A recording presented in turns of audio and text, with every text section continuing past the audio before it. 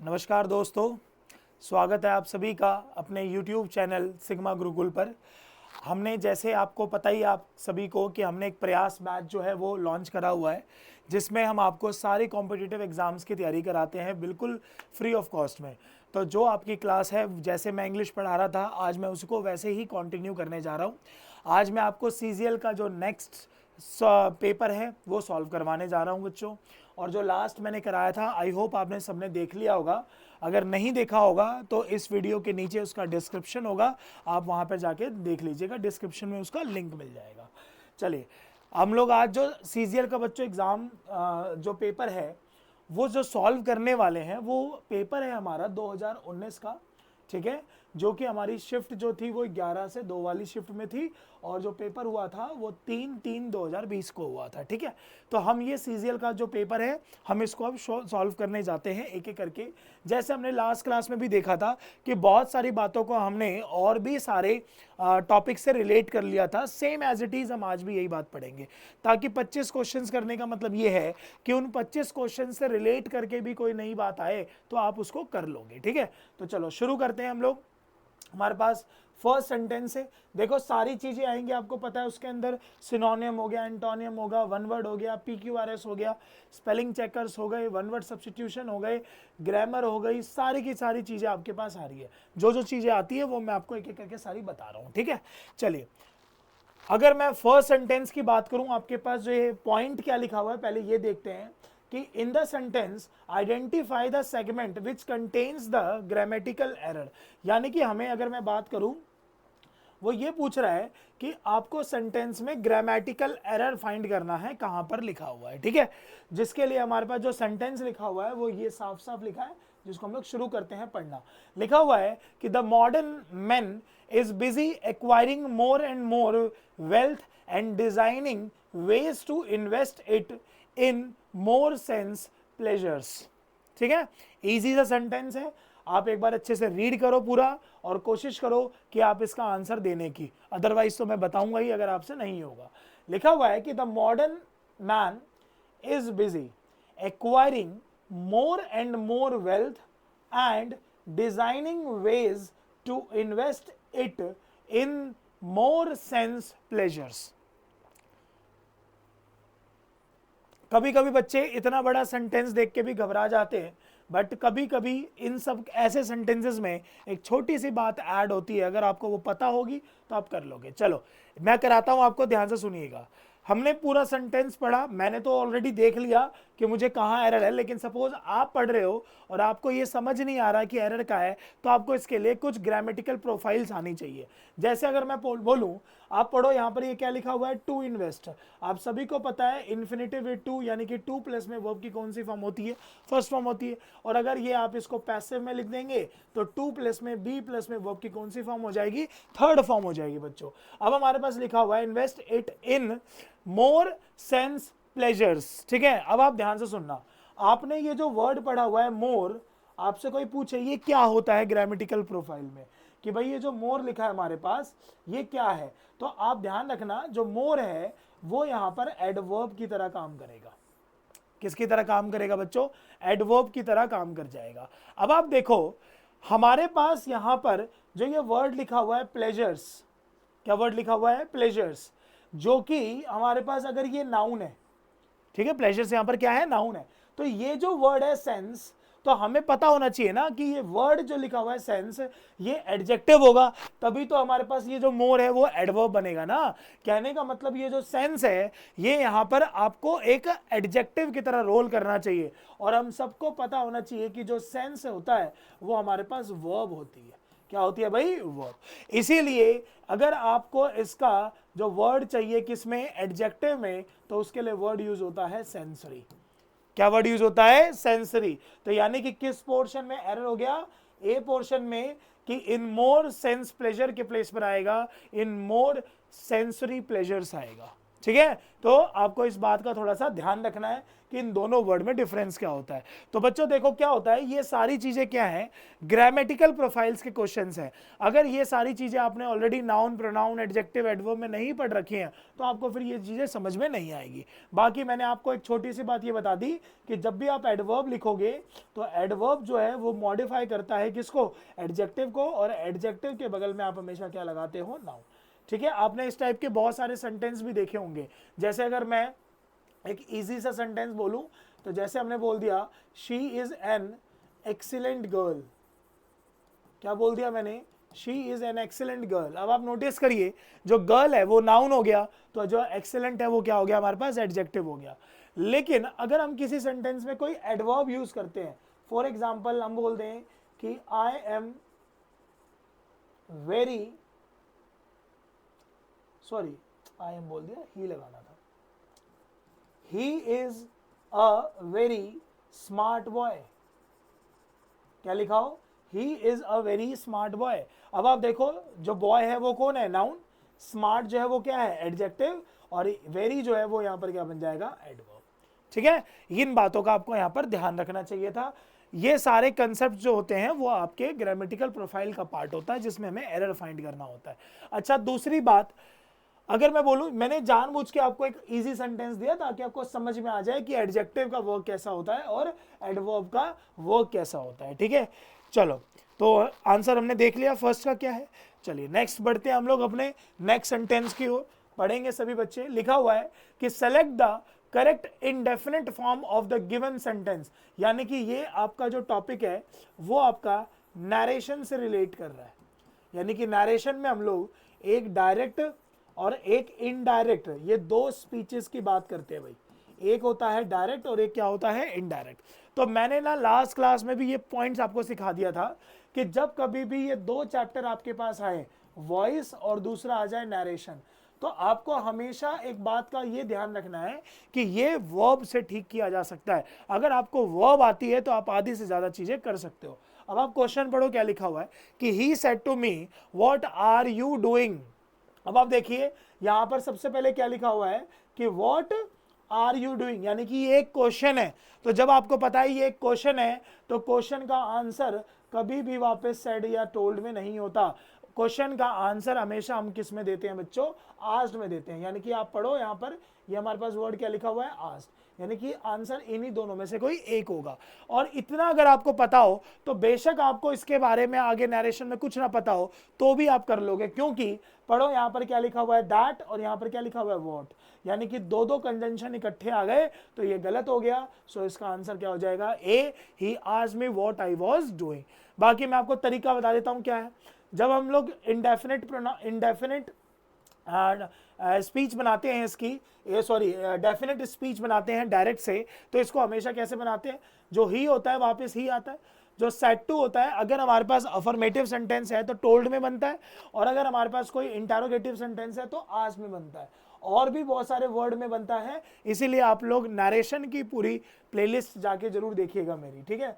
तो क्या बनेगा, ही आस्क्ड मी। अब कनेक्टर जब टोल्ड लिखा होता है तब दैट आता है, तो जब आस्क्ड लिखा होगा तो WH फैमिली होगा तो WH फैमिली, और अगर कोई हेल्पिंग वर्ब से क्वेश्चन होगा तो इफ या फिर वेदर, तो व्हाट आ गया। अब ये सेंटेंस में कनेक्टर हो गया, और कनेक्टर के बगल में हमेशा आता है सब्जेक्ट। तो आप पढ़ो ये सब्जेक्ट क्या लिखा है, यू, बट यू का यू लिख दोगे तो गलत हो जाएगा, क्योंकि यू जो है वो सेकंड पर्सन है, और किसके अकॉर्डिंग चेंज होता है, ऑब्जेक्ट। ऑब्जेक्ट क्या लिखा हुआ है, मी, और मी का सब्जेक्ट क्या होता है, आई। और प्रेजेंट का आंसर हमें किसमें देना होता है, पास्ट। नरेशन में हमेशा प्रेजेंट का पास्ट में आंसर देना होता है, और वॉइस में हमेशा प्रेजेंट का आंसर प्रेजेंट में ही देना होता है। तो आई के बाद क्या हो जाएगा, फिर वॉज, और फिर इसके बाद क्या हो जाएगा, डूइंग। ठीक है, अगर ये बात आपको बिल्कुल ब्रीफ में पढ़नी है कि सर हमें तो ये चीज बिल्कुल अच्छे से पढ़नी है, मैं फिर से आपको बता रहा हूं कि मैंने पूरा का पूरा नरेशन मेंस लेवल तक का पूरा यूट्यूब पे पढ़ाया हुआ है। आप इसकी वीडियोस जरूर देखिएगा ध्यान से। ये एकेडमिक्स में भी काम आती है और साथ के साथ कॉम्पिटिटिव एग्जाम्स में भी काम आती है। सो इसका आंसर हमारे पास क्या हो जाएगा, ए। चलिए बढ़ते हैं भाई नेक्स्ट सेंटेंस की ओर।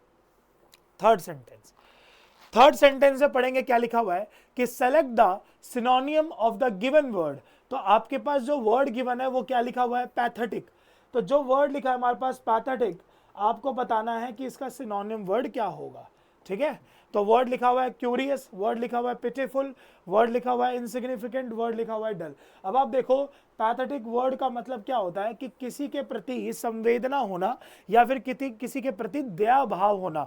तो जब हम किसी के प्रति दया भाव होना तो इसको बोला जाता है कि to have pity, to have pity. तो आंसर आपको साफ दिख रहा है, क्या लिखा हुआ है, pitiful. So answer will be B, ठीक है। क्यूरियस मतलब क्या होता है, इच्छुक। क्यूरियस का एज इट इज अपोजिट ध्यान रखना होता है ऑर्डिनरी। ये मैं इसलिए बता रहा हूं क्योंकि कल जो है वो CHSL का एग्जाम हुआ है, उसमें पूछा हुआ था क्यूरियस का अपोजिट वर्ड क्या होता है, तो क्या बताओगे, ऑर्डिनरी। डल आपको पता ही है, इनसिग्निफिकेंट कौन होते हैं, इंपॉर्टेंट चीजों को बोला जाता है, ठीक है। तो ये सारा आपको ध्यान रखना है कि इसका सिनोनिम वर्ड क्या होगा। चलिए इजी है बिल्कुल, नेक्स्ट पे पढ़ते हैं बिल्कुल बिना देर करे। पढ़ेंगे सर नेक्स्ट सेंटेंस हमारे पास क्या लिखा हुआ है। नेक्स्ट लिखा हुआ है हमारे पास, select the antonym of the given word. यानी कि अब आपको एंटोनियम बताना है, अपोजिट वर्ड बताना है हिलेरियस का। बहुत कॉमन वर्ड है ये आपके पास, हिलेरियस वर्ड, जो कि आपने बहुत बार देखा भी होगा, जिसको बोलते हैं कि टू हैव मोर लाफ या फिर टू हैव मच लाफ, ठीक है। तो यानी कि बहुत ज्यादा हंसी होना, खुश होना, इस सब के सेंस में है। और अपोजिट बताना है तो अपोजिट देखो कौन सा वर्ड हो गया हमारे पास, क्या हो जाएगा, सैड। हिलेरियस मूवमेंट बहुत बार यूज होता है ना, आप लोग सोशल मीडिया वगैरह पे देखते होंगे, ठीक है। उसके बाद है वर्ड हमारे पास मैरी। मैरी का मतलब भी आपके पास क्या होता है भाई, हैप्पी के सेंस में ये वर्ड यूज करा जाता है। आपके पास कौन सा, मैरी वर्ड भी होता है, ठीक है।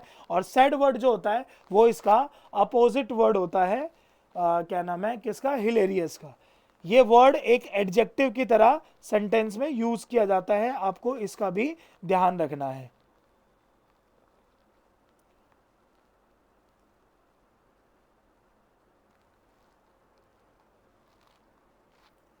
ठीक है बच्चों, चलो तो नेक्स्ट वर्ड भी करते हैं। और बिलीव का मतलब होता है आपके पास इम्प्रॉपर। ये भी एक इजी वर्ड है, मोस्टली बच्चों को पता रहता है, ठीक है। चलिए नेक्स्ट शुरू करते हैं। नेक्स्ट है हमारे पास कि आपको select the most appropriate word to substitute the underlined word of the given sentence. यानी कि अंडरलाइंड वर्ड बोल देगा या फिर आपके पास जैसे अलग से बोल्ड करके दे देगा। पढ़ें क्या लिखा हुआ है सेंटेंस की, this is a great degrade in values in modern as. यानी कि आपसे ये पूछना चाह रहा है कि ये एक्चुअली यहां तक होता, ठीक है भाई। तो ये बोल रहा है कि ये सेंटेंस के प्लेस पर क्या आएगा, digression of values, deliberation of values, demonstration of values, और या फिर नो इंप्रूवमेंट। करने की कोशिश करेंगे सारे बच्चे एक बार। अब आप पढ़ो सेंटेंस का वैसे मीनिंग क्या बनेगा। तो सर सेंटेंस का जो मीनिंग बनेगा वो ये बनेगा कि जैसे जैसे मॉडर्नाइजेशन आती जा रही है, जैसे जैसे वेस्टर्न कल्चर जो है इंडिया के ऊपर आता जा रहा है, खासकर इंडिया के लिए बता रहा हूँ, वैसे वैसे जो वैल्यूज है, एथिक्स है, वो लोगों के अंदर कम हो रहे हैं। अब आप पढ़ो ये क्या लिखा हुआ है, अ ग्रेट। तो अभी मैंने बताया था कि यहाँ पर जब भी एडजेक्टिव आता है तो एडजेक्टिव के बगल में आपको हमेशा नाउन चाहिए होता है, ठीक है ना। तो नाउन चाहिए होता है, तो ये आप पढ़ो यहाँ पर क्या लिखा हुआ है, डिग्रेशन, डेलिब्रेशन और डेमोन्स्ट्रेशन, तीनों के तीनों नाउन है। यानी कि आपको पता चल गया कि सेंटेंस में तो एरर है। और जब आपको पता है कि इसका सेंस होता है कि वैल्यूज जो है वो खत्म होते जा रही है, तो साफ साफ दिख रहा है क्या लिखा हुआ है, डिग्रेशन ऑफ वैल्यूज। क्योंकि डेमोन्स्ट्रेशन के मेंस में मतलब होता है सही के सेंस में होता है, ठीक है। और डेलिब्रेशन जो होता है वो विचारों के सेंस में होता है। तो सेंटेंस का सेंस ये बनना चाहिए था कि there is a great digression of values in modern age, ठीक है ना। तो ये ध्यान रखो। और ये कंसेप्ट कभी मत भूलो कि जो एडजेक्टिव होता है वो हमेशा मॉडिफाई करेगा किसको, नाउन को। ये बिल्कुल एक इजी सा कंसेप्ट है बच्चों, ठीक है। चलो बहुत बार यूज होगा, आगे भी बहुत बार सेंटेंसेस में आएगा। नेक्स्ट पढ़ते हैं। नेक्स्ट क्या लिखा हुआ है कि select the most appropriate word to fill in the sentence. आपको ये वर्ड पढ़ने हैं कि it is an dash day to start your new business, occasional, auspicious, ominous और ऑडिशियस। अब आप पढ़ो, सबसे पहला वर्ड क्या लिखा हुआ है, ओकेजनल। कोई ओकेजनल डे नहीं होता, आपको ये बात ध्यान रखना है। ऑमनिशियस कौन होता है, कोई अशुभ दिन होता है, गलत हो गया। और उसके बाद ऑस्पिशियस आपने बहुत बार सुना होता है, जब कोई काम करने के लिए, जैसे कोई भविष्य में कोई चीज़ अच्छी होने वाली है और या फिर होगी, उसके लिए आप एक पॉजिटिव तरीके से कोई काम शुरू करते हो, तो उसी को हम लोग कौन सा वर्ड बोलते हैं, ऑस्पिशियस वर्ड बोला जाता है। आपको इस बात का यहाँ पर ध्यान रखना है, ठीक है। और ऑडेशियस तो इसके सेंस में नहीं आता, तो आपके पास जो वर्ड बच गया वो सिंपल हमारे पास क्या है, ऑस्पिशियस है, ठीक है। और ये एडजेक्टिव है, क्योंकि जो डे है वो आपके पास नाउन है। फिर से आ गया ना यही बात, जो डे है वो नाउन है, तो इसके पहले क्या आना चाहिए था, एडजेक्टिव। और दूसरी बात आप बच्चों एक बात और ध्यान रखना कि पेपर में ओकेजनल की भी स्पेलिंग आती है या फिर ओकेजन की भी स्पेलिंग आती है, ठीक है। तो ध्यान रखना है, ये जो डबल एस होता है ये गलत होता है, ठीक है। डबल सी आता है और सिंगल एस आता है, इस बात का ध्यान रखना है, ठीक है। चलो नेक्स्ट बढ़ते हैं आगे। नेक्स्ट है हमारे पास कॉम्प्रिहेंशन। आप एक बार अच्छे से 1 मिनट का टाइम लेके पहले आप ये कॉम्प्रिहेंशन, जिसको बोलते हैं क्लॉज टेस्ट, अगर आपके पास पैसेज में फिल इन द ब्लैंक्स हो जाता है तो उसको बोलते हैं क्लॉज टेस्ट। तो बिल्कुल इजी है, आप अच्छे से पढ़िए, 4 लाइन का ही है, आप इसका आंसर देने की कोशिश करिए।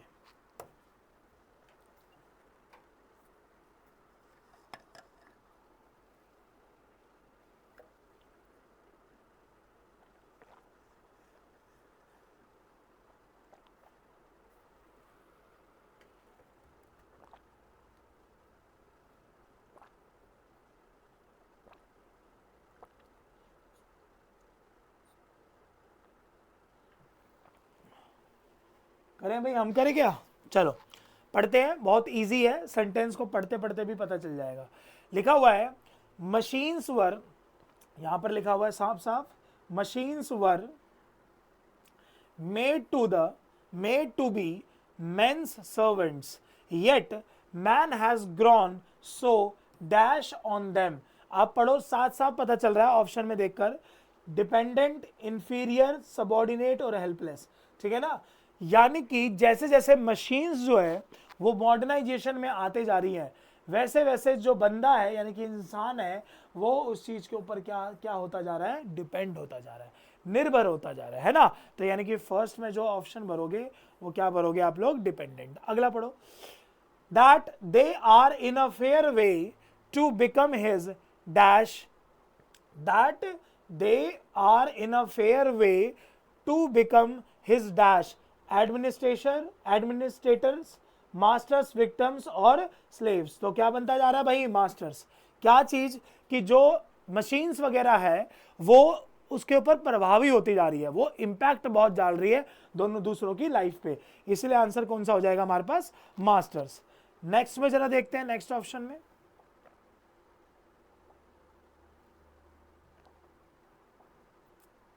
अच्छा ठीक है, इसमें भी ये लिखा हुआ है, यहीं से कर लेते हैं। नेक्स्ट हमारे पास, तो हमने इसमें डिपेंडेंट वर्ड भर दिया था, इसमें मास्टर्स वर्ड भर दिया था, ठीक है। अगला, already man spend most of their lives looking after and waiting dash, and waiting dash option में है waiting from, waiting into, waiting under, waiting upon। क्या आंसर हो जाएगा, waiting upon। ये याद कर लो आप लोग, wait upon वर्ड यूज करा जाता है, जैसे आपने नोटिस करा होगा, जैसे राजा महाराजा जो लोग होते हैं वो जब उठते हैं तो बहुत सारे नौकर जो होते हैं वो उनका इंतजार करते हैं कि वो उठते हैं उनको कुछ सामान देंगे, ठीक है। तो वो उसी को बोलते हैं इंतजार करना, तो उसको बोला जाता है क्या, वेट अपॉन। या फिर आप किसी के मतलब इस टाइप के लिए कि कोई काम होने वाली है, उसके कोई काम होने वाला है उसके लिए आप कोई किसी चीज का इंतजार करते हो, तो उसी को बोला जाता है क्या, वेट अपॉन।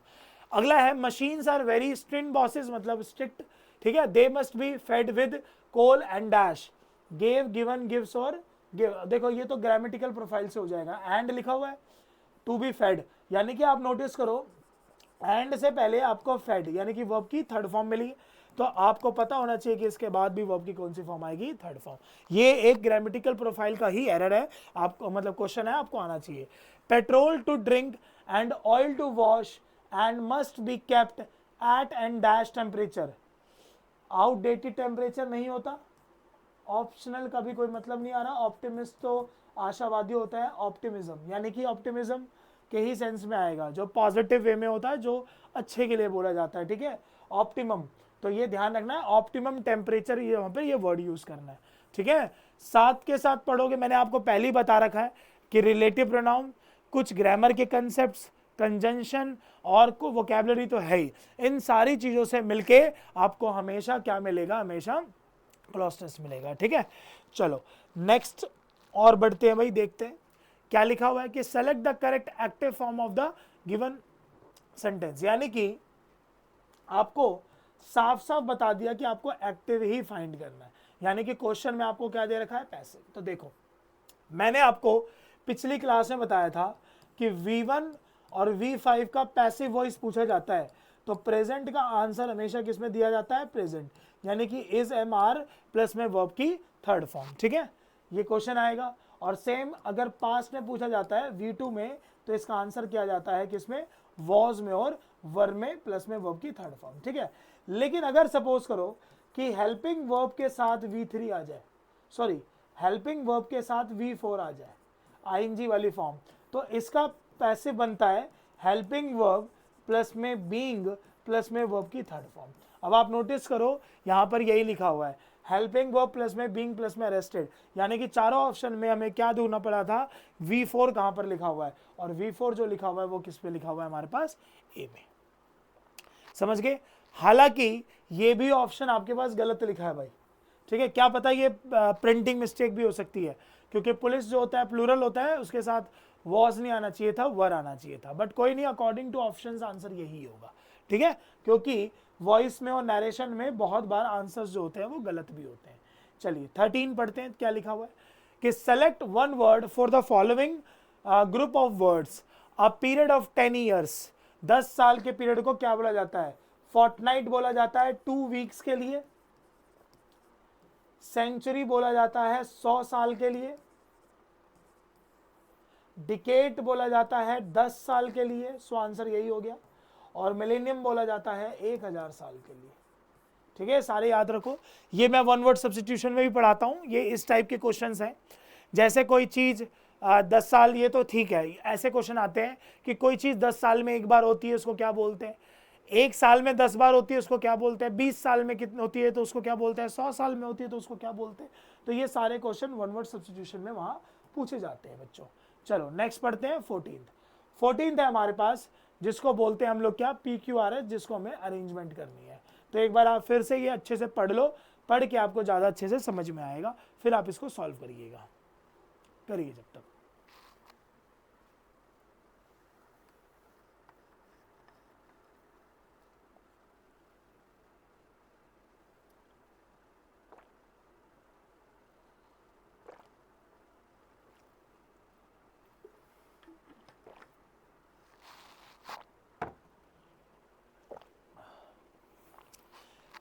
चलो मैं कराता हूं, देखिएगा।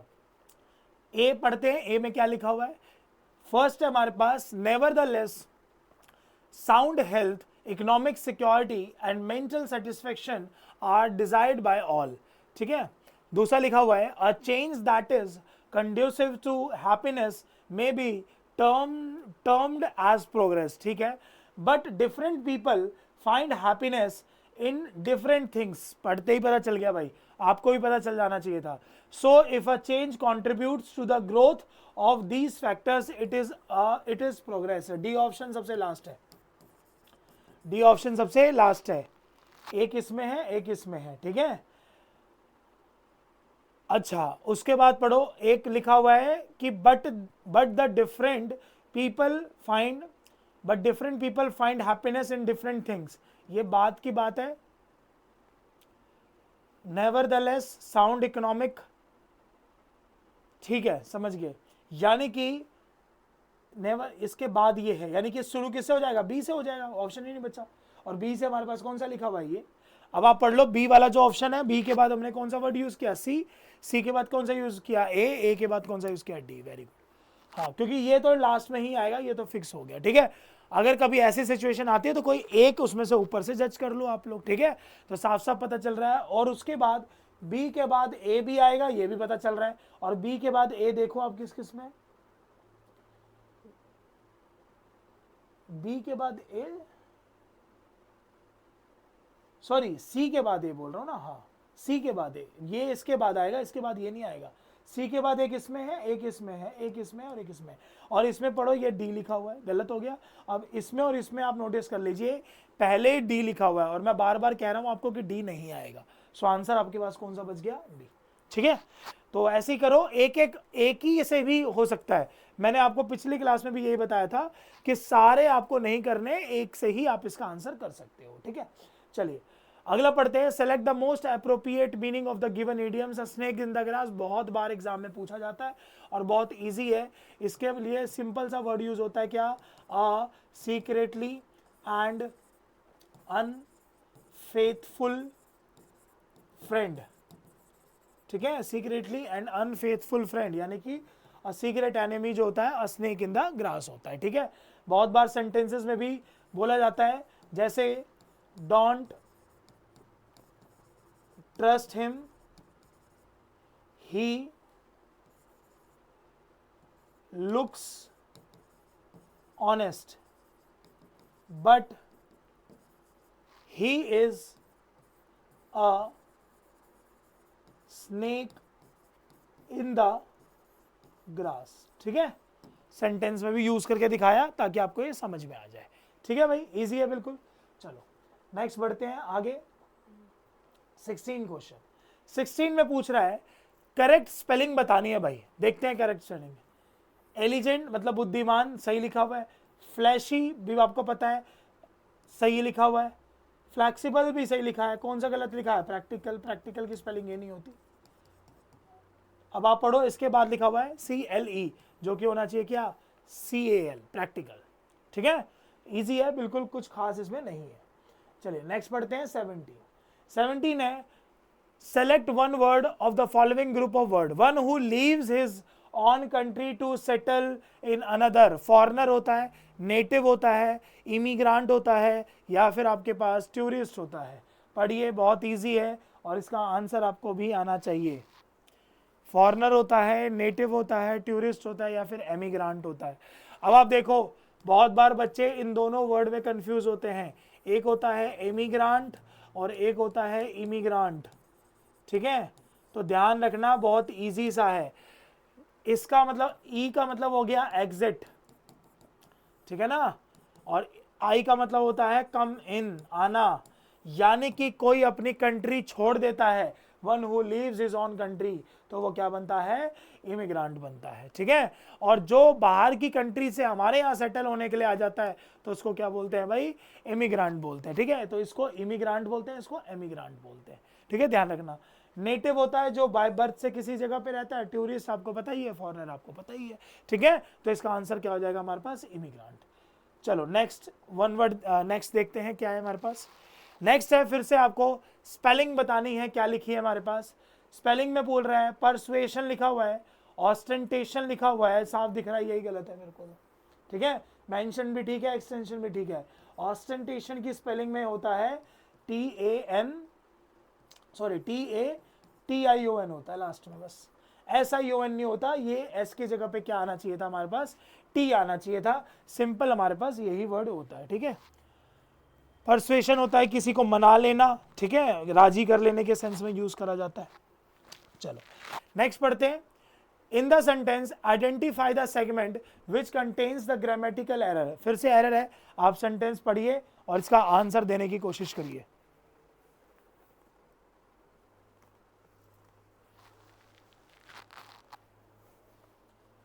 कोशिश करिए और इसका आंसर देने की बच्चों कोशिश करिए सारे।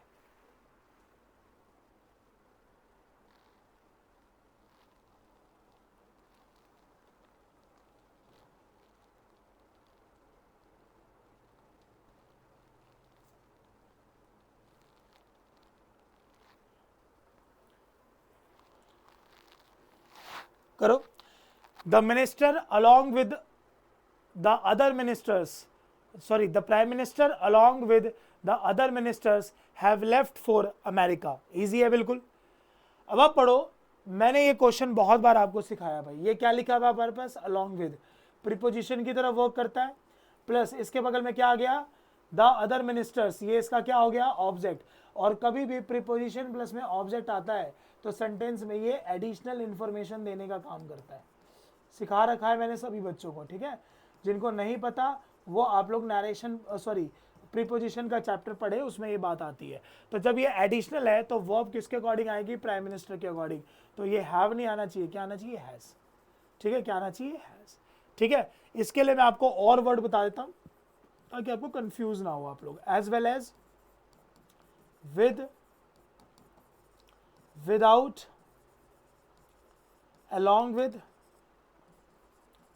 together with, ठीक है।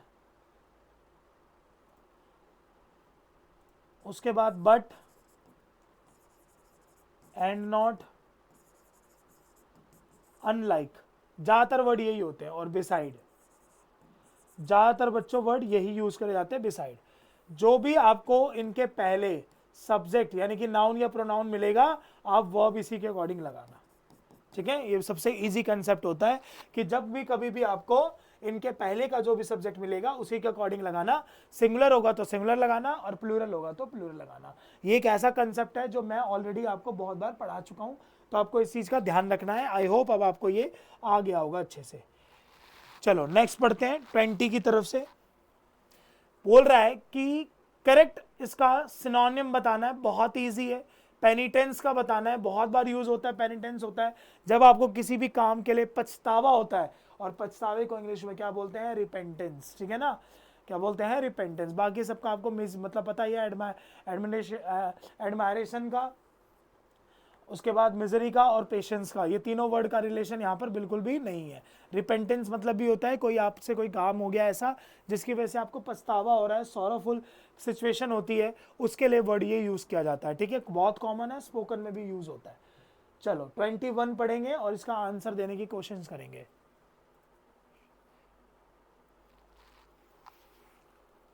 पढ़िए क्या लिखा हुआ है, select the antonym of the given word. ठीक है, विशियस का आपको बताना है कि एंटोनियम क्या होगा। बेनफुल होगा, सिंफुल होगा, अनफॉर्चुनेट हो गया, या फिर वर्चुअस होगा। बताओ बताओ। इसके सेंस वैसे जाता किस में है, क्रूअल के सेंस में जाता है। किस में जाता है, क्रूअल के सेंस में। और ये भी एक नेगेटिव वर्ड है, ये भी एक नेगेटिव वर्ड है, ये भी एक नेगेटिव वर्ड है। एक ही वर्ड पॉजिटिव है, कौन सा, वर्चुअस, जिसका मतलब होता है क्या, बुद्धिमान। ठीक है, गुणवान, इन सब के लिए वर्ड यूज किया जाता है ये वर्चुअस। ठीक है, ध्यान रखना, आप पॉजिटिव नेगेटिव करके भी बच्चों इसका आंसर ला सकते हो। ठीक है ना। चलो सिंफुल मतलब कौन होता है, पापी, ये भी आपको पता ही होगा। चलिए नेक्स्ट करते हैं 22 पे। 22 पढ़ेंगे, क्या लिखा है आपके पास कि given below the 4 jumble, jumble में लाना है और बहुत इजी सा लग रहा है, देख के भी पढ़ो। Can I borrow your camera, I will give it back to you next week, I am going to jungle safari tomorrow, my friend told me that the jungle is very beautiful in these days. C के बगल में D साफ दिख रहा है, सी के बगल में डी देख लो कहाँ है, 2 है इसमें, एक इसमें और एक इसमें नहीं है, तो अब इसमें, और इसमें बी से शुरू हुआ है। आई विल गिव, अगर मैं सी के बगल में बी लगाऊंगा, I am going to jungle safari tomorrow, my friend told me that jungle is beautiful in these days. तो इसके बाद क्या बोलूंगा मैं, can I borrow your camera, जो कि मैं तुम्हें बाद में दे दूंगा। So option is B, B is the correct answer, यानी कि सी, डी, ए और बी। इजी है बिल्कुल ये भी। चलिए नेक्स्ट बढ़ते हैं 23 पर। लिखा हुआ है कि इसमें आपको फिल इन द ब्लैंक्स भरना है, सिंपल, कि ही डैश अ हीनियस क्राइम, मतलब जो बहुत ज्यादा गलत काम होता है, बहुत ज्यादा घिनौना अपराध होता है, उसको बोलते हैं हीनियस क्राइम। अब इसके लिए लगाना है हैपेंड, अकर्ड, मेड और कमिटेड। तो देखो आपको मैं 2-3 बातें बता देता हूं। पहले तो अकर्ड मतलब में कोई चीज एक्सीडेंटली हो जाती है तो उसके लिए अकरेंस वर्ड यूज होता है। ठीक है, तो आप हमेशा एक बात ध्यान रखना, मेड अ मिस्टेक होता है, मेड अ मिस्टेक होता है, और हमेशा कमिट अ क्राइम होता है या फिर कमिटेड अ क्राइम होता है। ठीक है, और अटेम्प्ट अ मर्डर होता है, और फॉर्म बना दोगे तो अटेम्प्टेड अ मर्डर हो जाएगा। ये आपको थोड़ा सा ध्यान रखना है। सो answer will B D, committed a heinous crime. ठीक है, चलो नेक्स्ट है हमारे पास 24 आपको पढ़ना है और इसका आंसर बताना है कि हमारे पास एक इडियम्स होता है ऑन शेंग्स मैर, कभी कभी इसके प्लेस पर आ जाता है ऑन शेंग्स पौने, ये भी आ जाएगा। इसका मीनिंग क्या होता है, बहुत बार ये वर्ड यूज करा जाता है, आप इसका मतलब बताएंगे सभी बच्चे क्या है। On a lion, on an elephant, on foot या फिर on a bicycle.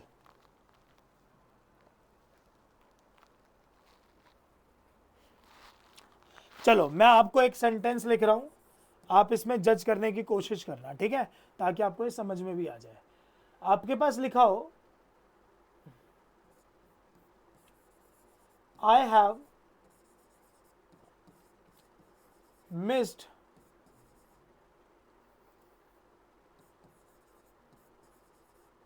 The last bus, I guess I will have to use